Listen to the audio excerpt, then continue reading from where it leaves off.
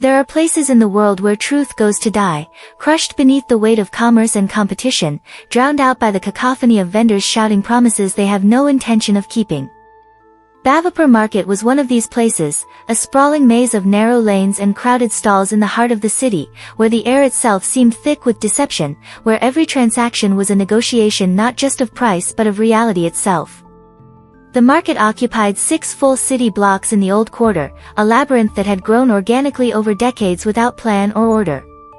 Corrugated metal roofs stretched overhead in a patchwork canopy that blocked the sun but trapped the heat, creating a perpetual twilight punctuated by the glow of bare bulbs strung along crooked poles. The ground was uneven, cracked concrete in some places, packed dirt in others, always slightly damp from water vendors hosed onto the walkways each morning in a futile attempt to settle the dust. The sensory assault began the moment you entered, the smell of street food frying in oil that had been used too many times, mingling with the sharp tang of fresh chili peppers and the sweetness of overripe fruit, cut through occasionally by the acrid burn of diesel exhaust from auto rickshaws that somehow navigated these impossibly narrow lanes.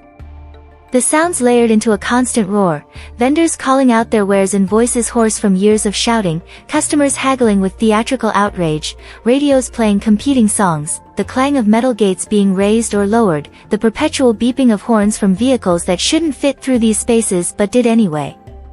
Every stall sold something, saris in colors so bright they hurt your eyes, stacked in precarious towers, electronics of dubious origin with brand names that were almost but not quite right, spices in burlap sacks, their scents competing for dominance, jewelry that might be gold or might be gold-painted brass depending on how carefully you looked, leather goods that would last years or fall apart in weeks, toys that delighted children until they broke, usually within hours, vegetables past their prime but artfully arranged to hide the brown spots, meat hanging in the open air, covered with flies that vendors lazily shooed away.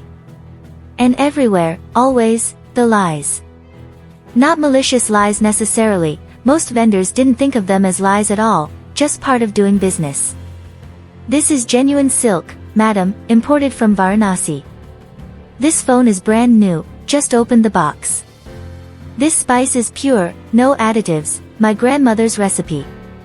This price is my absolute final offer, okay, maybe 10 rupees less, but only for you because you have an honest face. The lies were the market's native language, and everyone spoke it fluently, vendors who inflated quality and deflated flaws, customers who performed poverty to negotiate better prices, both sides engaging in an elaborate dance where truth was a starting position no one actually expected to maintain. Into this ecosystem of negotiated reality, where honesty was not so much forbidden as incomprehensible, came Anaya Mehra.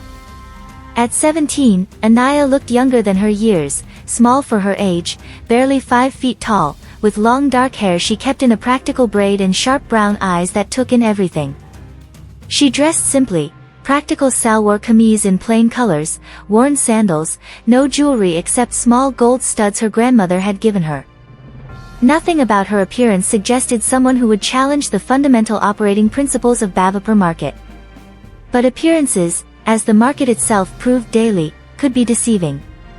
Anaya's stall occupied perhaps the worst location in the entire market, tucked at the end of a dead-end lane that most shoppers never ventured down, squeezed between a fish vendor whose smell drove customers away and a textile stall whose owner liked to extend his display into the walkway, making Anaya's space even smaller.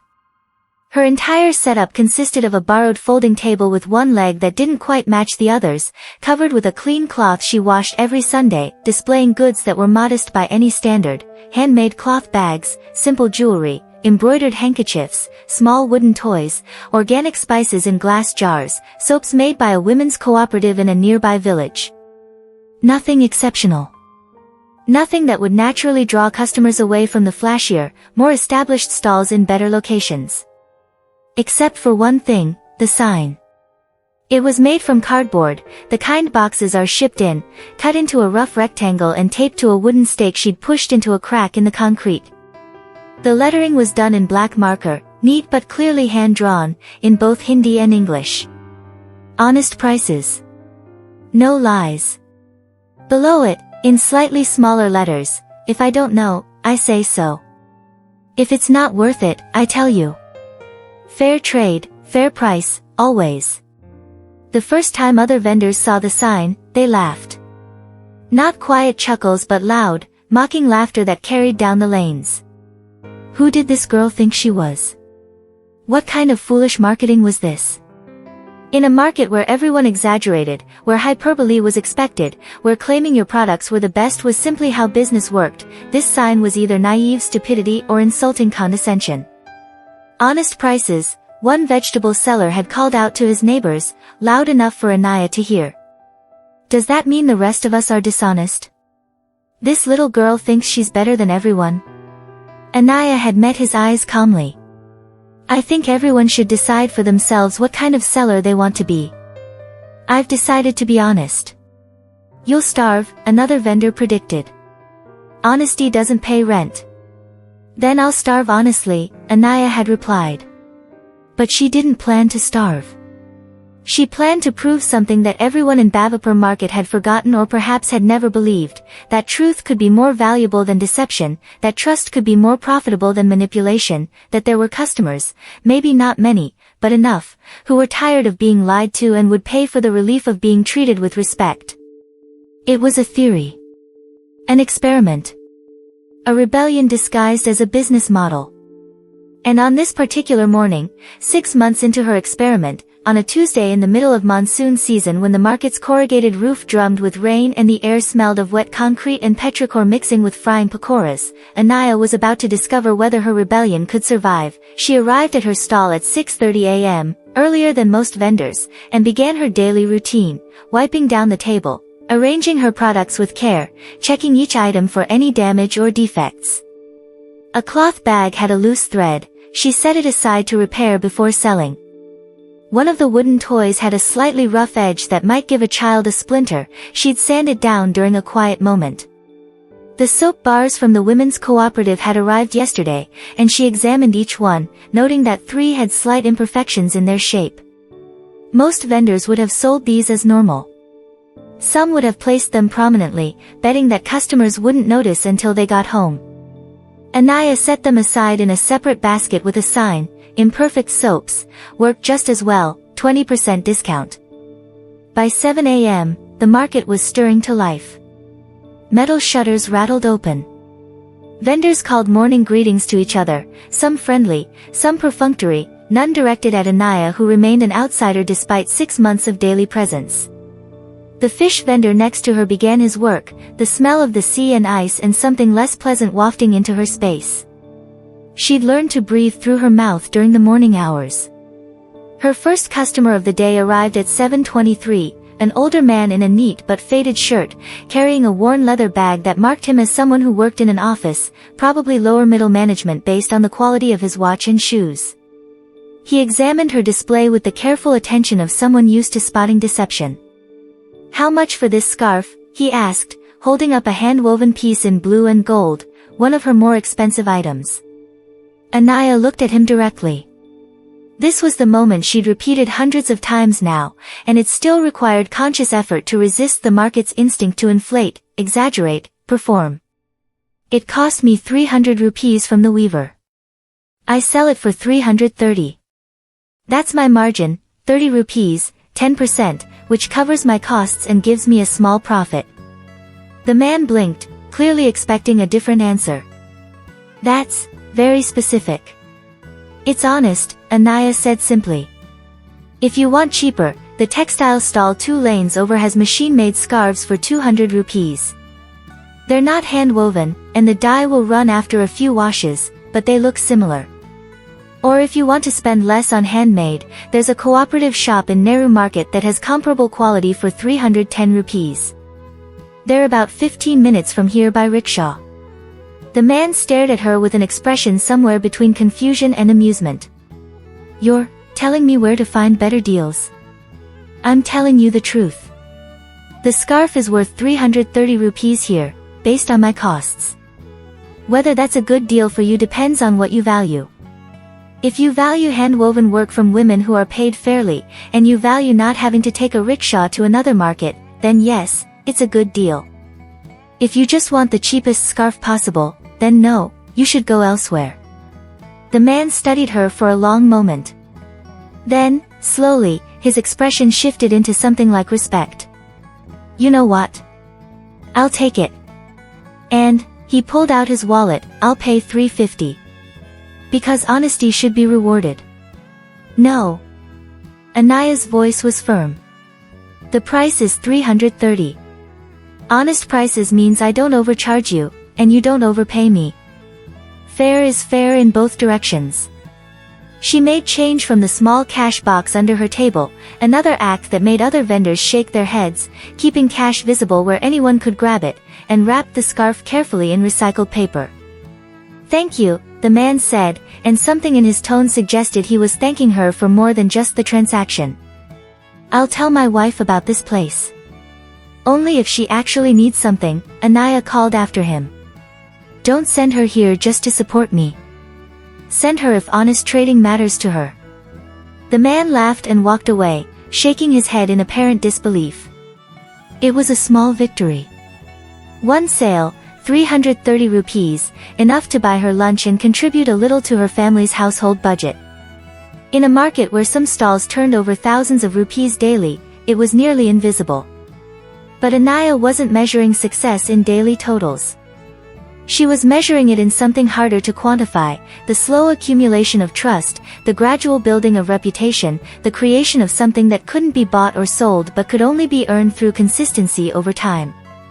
The rain continued to drum on the metal roof, and Bhavapur market flowed around her like a river around a stone, loud, chaotic, overwhelming in its dishonesty. And Anaya stood at her small table, revolutionary in her simplicity, dangerous in her truth-telling, quietly proving that there might be another way to do business. Even if that way was harder. Even if it meant staying small while others grew large through lies. Even if it meant being mocked by her neighbors and doubted by her family.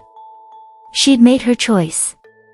She would sell honestly, or she wouldn't sell at all. And the market, whether it wanted to or not, was going to have to decide how to respond. The cost of truth. Anaya hadn't always been the girl with the honest stall. 2 years earlier, she'd been someone different, still serious, still observant, but not yet hardened by the particular kind of education that comes from watching something you love destroyed by forces you can't control. Her father, Rajesh Mehra, had run a small electronics shop 3 blocks from Bhavapur Market, Mehra Electronics, quality you can trust. It had been there for 18 years, since before Anaya was born, in a narrow storefront with a fading blue sign and display windows that her father cleaned obsessively every morning. He'd sold legitimate products from established brands, stood behind his repairs with actual warranties, refused to engage in the common practice of selling refurbished items as new or replacing good components with inferior ones during repairs. "Our name is our asset," he'd told Anaya countless times, letting her help in the shop after school.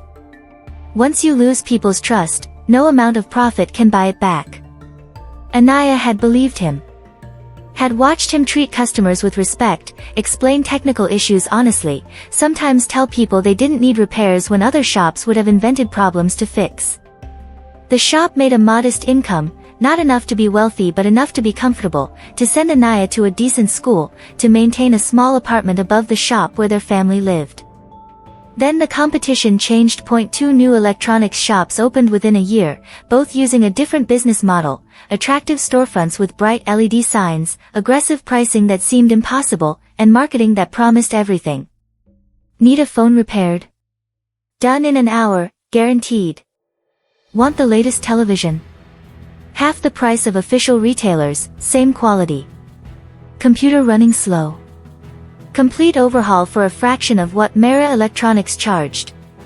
At first, Rajesh was unconcerned. Customers will realize the truth eventually. Cheap prices mean cheap quality. But customers didn't realize, or didn't care. The new shops were busier every day while Mehra Electronics grew quieter. People who'd been loyal for years started drifting away, lured by prices Rajesh couldn't match because he couldn't source the counterfeit components, the refurbished parts sold as new, the warranty claims that were never actually honored once you'd paid.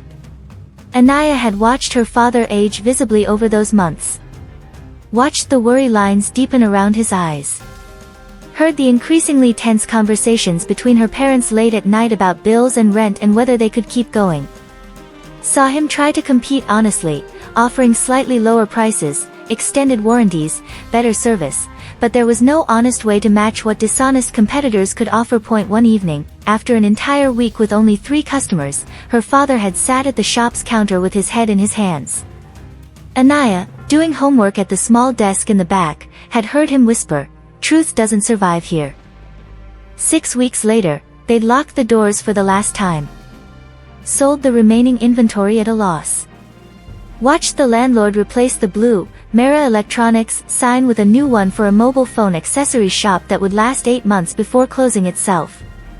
Her father had found work eventually, technical support for a company that outsourced computer services, working from home, his vast knowledge and experience reduced to answering scripted questions for frustrated customers. He did it without complaint, earning enough to keep the family afloat, but Anaya saw something had broken in him. Not his integrity, that remained intact, but his belief that integrity mattered in the marketplace. "The world rewards lies," he'd told her once, his voice flat with resignation. "Not because people are bad, but because lies are easier.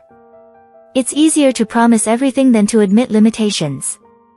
It's easier to hide problems than to fix them properly. And in business, easier almost always wins." Anaya couldn't accept that. Wouldn't accept it. At 15, she'd started small, selling homemade candles to neighbors, baked goods at school events.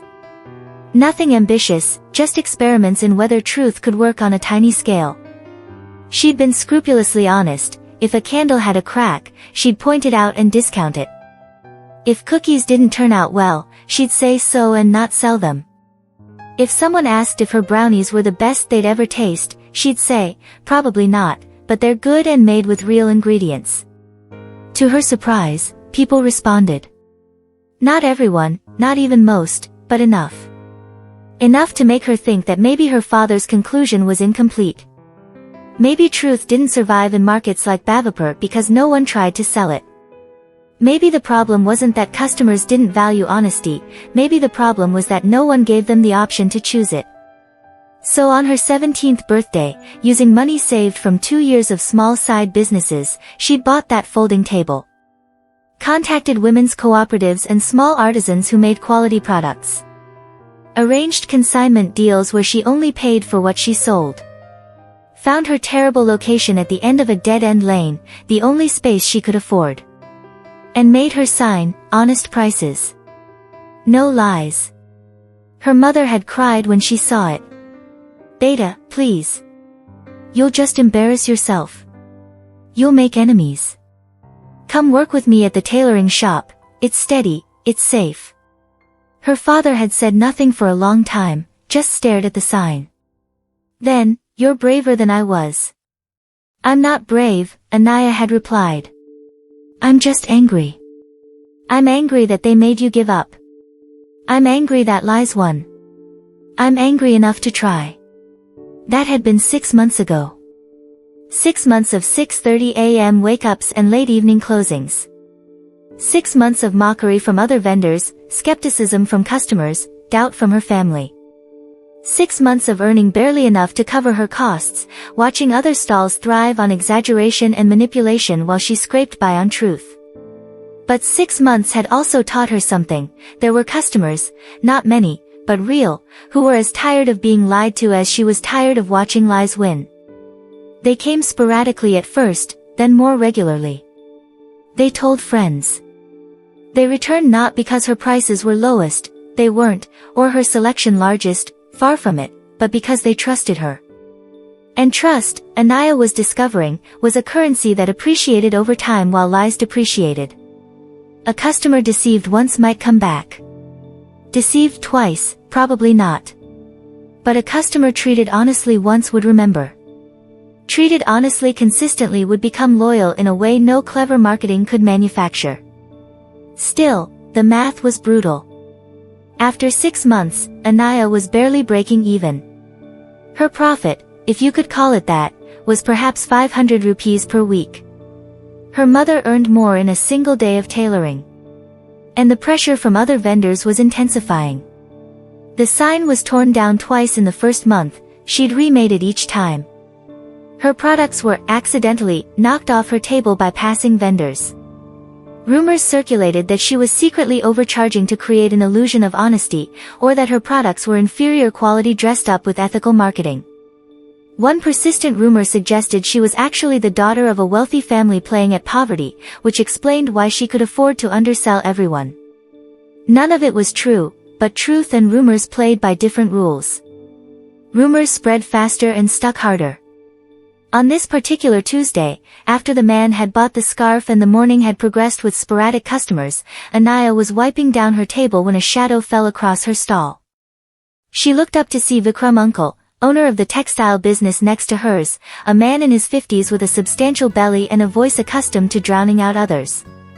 "Anaya beta," he said, his tone attempting friendliness but not quite achieving it. "Can we talk?" "Of course, uncle." Anaya gestured to the space near her table. He leaned against the wall, arms crossed. "This honesty business of yours. It's causing problems." "What kind of problems?"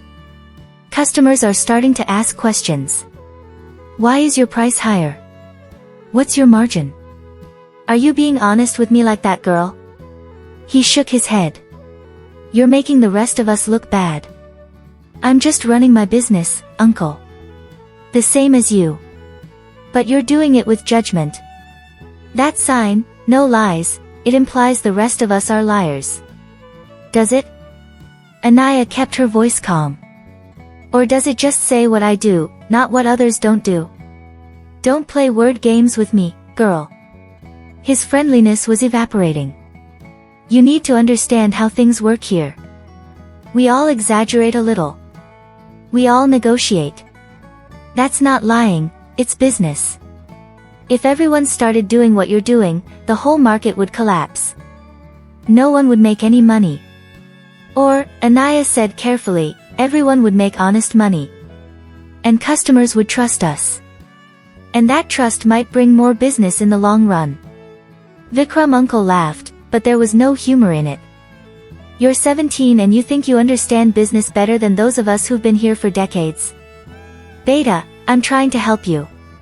Take down that sign. Stop the honest prices nonsense. Just sell your products normally.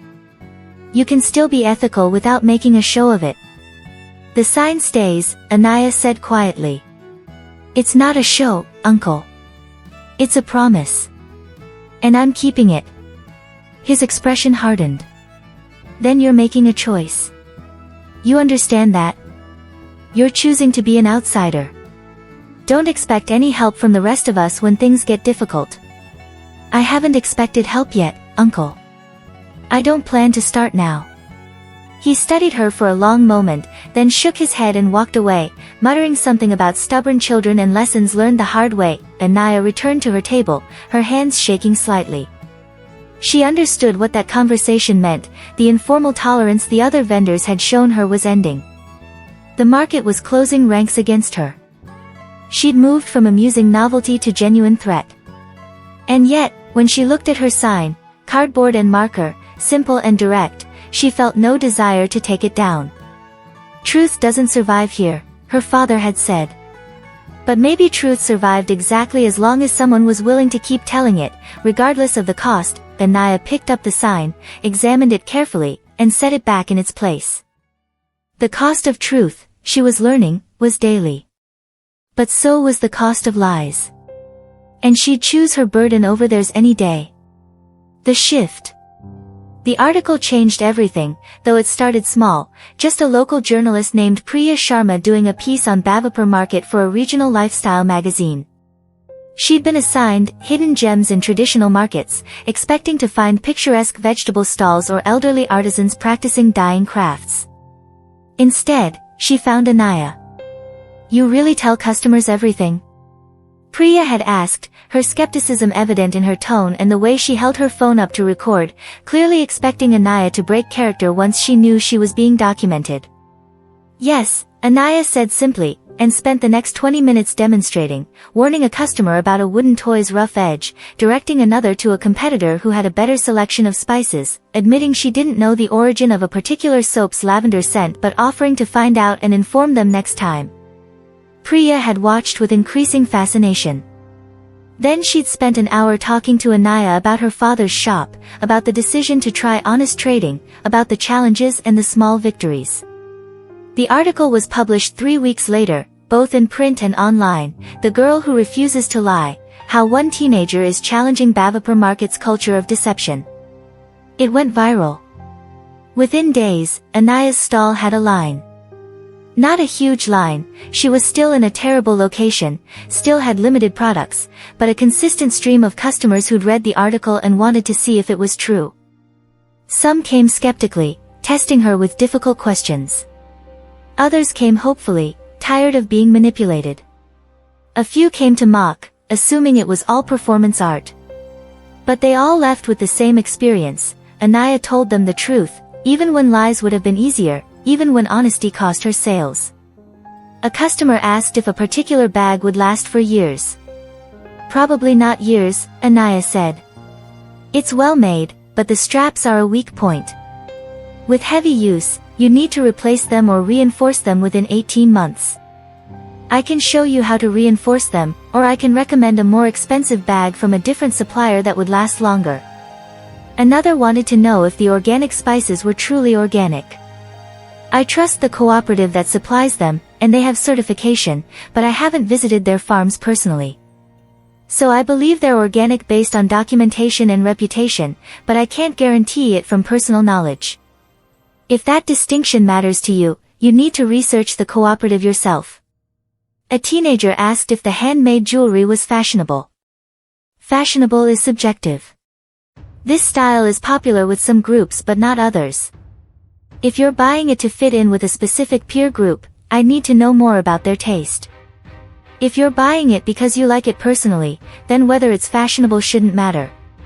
Word spread beyond the article. A local television news program did a segment. Social media filled with discussions, some praising Anaya as a beacon of integrity, others dismissing her as naive or calling the whole thing a clever marketing gimmick that would eventually be revealed as such. Schools started inviting her to speak. Students, particularly young women, wrote her emails saying she'd inspired them. A few other vendors, quietly and without fanfare, started being slightly more honest in their own dealings. But success brought new complications.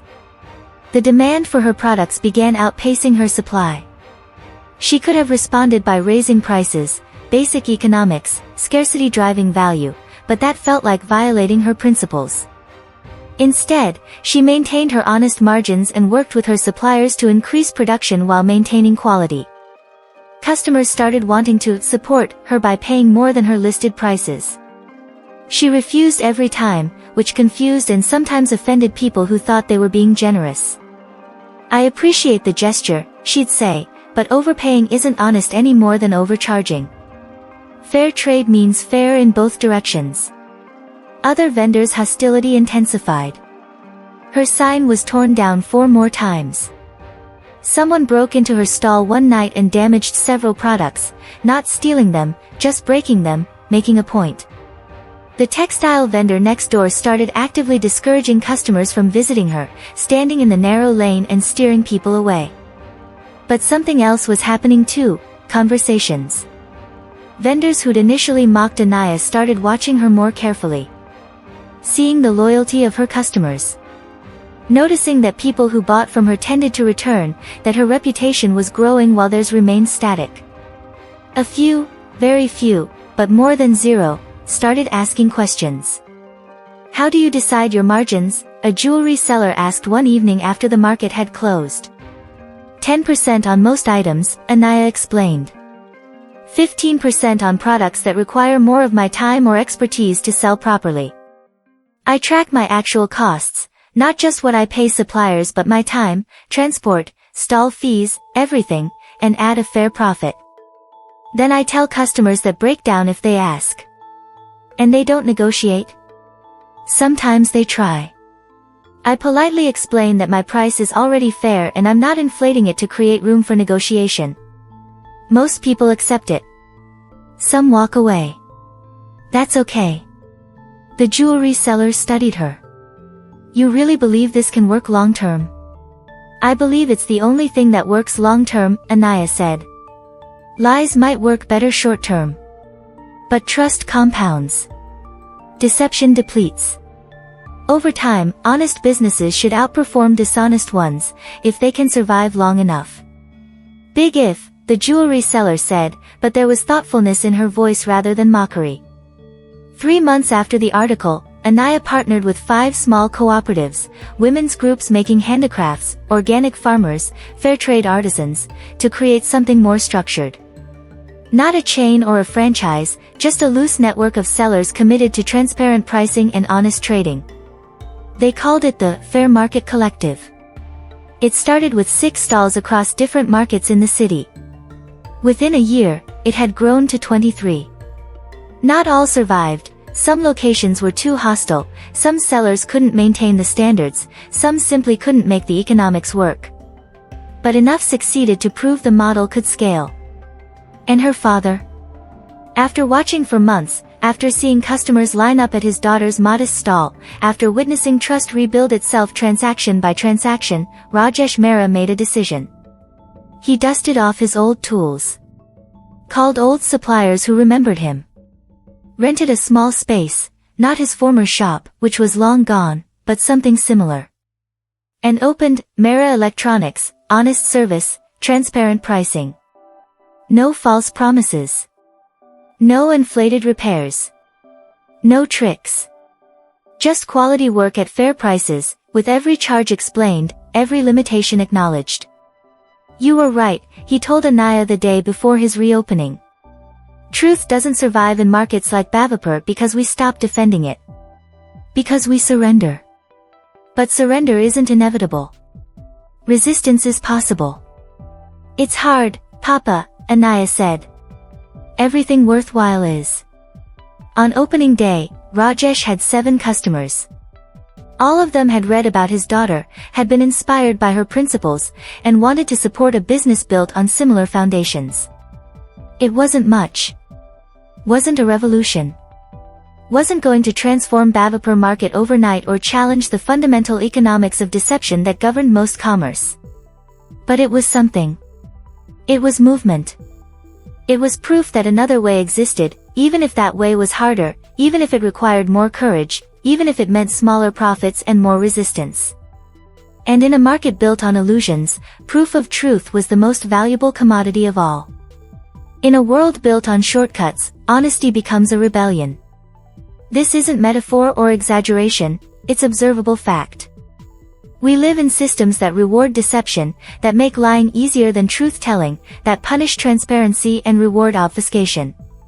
From markets to politics, from advertising to social media, the infrastructure of modern life is optimized for manipulation rather than honesty. Anaya Mehra was 17 years old when she decided to rebel against this system, not with violence or protest but with something more subversive, simple, consistent honesty. And the system responded exactly as systems do when threatened, with mockery, then hostility, then grudging adaptation. But here's the part worth paying attention to, she won. Not completely, not universally, not in a way that transformed everything overnight. But meaningfully. Really. She built a viable business on principles everyone told her were commercially suicidal. She inspired others to try similar experiments. She proved that customer trust could be earned through consistent truth-telling and that this trust, once established, created loyalty that no clever marketing could manufacture. The easy lesson from this story would be, honesty pays. But that's not quite right, or at least it's incomplete. Sometimes honesty doesn't pay, at least not financially, not immediately, not in ways that show up in quarterly earnings or daily sales figures. Anaya was barely breaking even for months. Her father's shop closed despite his honesty.